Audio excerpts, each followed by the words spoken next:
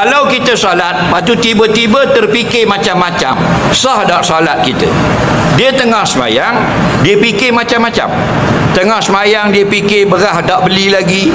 Yang tu pula nak pergi Jepang ni, nak pergi jumpa orang lepas semayang. Memang.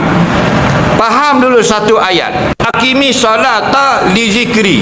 Hendaklah kamu dirikan semayang supaya hatimu ingat kepada Allah. Itu tujuan semayang. Okey. Tapi kita ni lemah. Khuliqal insanu dha'ifa, dijadikan manusia ni default setting.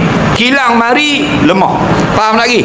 Banyak kelemahan kita, betul tak? Sebab tu kita semayang banyak ingat ke lain. Dalam 24 jam Allah wajibkan 5 kali semayang saja. Kerana apa? Kerana masa tidak semayang kita tak ingat Allah. Betul tak? Masa ni kita ingat kerja, masa ni kita ingat bini, masa ini ingat suami, masa ni ingat anak, masa ni banyak hal. Jadi kalau tidak diwajibkan semayang langsung, kamu langsung tak ingat Allah. Jadi wajiblah 5 kali sehari Allah. Tiba-tiba masih ingat Allah, tak ingat juga. Ini masalah kan. Lepas tu kena banyak istighfar. Assalamualaikum warahmatullahi wabarakatuh. Assalamualaikum warahmatullahi wabarakatuh. Astaghfirullah. Apa makna? Maafkan aku ya Allah, tadi semayang dah tapi tak ingat juga mu. Betul tak? Tu istighfar. Lagi banyak lagi baik. Okey? Batal tak? Tak batal. Pahala kurang. Okey? Contoh kita Allahu Akbar, malaikat bagi 100. Faham?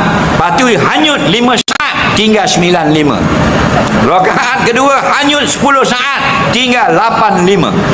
Dia kurang. Jadi bila Assalamualaikum warahmatullahi, Assalamualaikum warahmatullahi, ada orang tinggal 3 daripada 100. Okey, lagi tinggal 3. Ada orang hutang balik 30.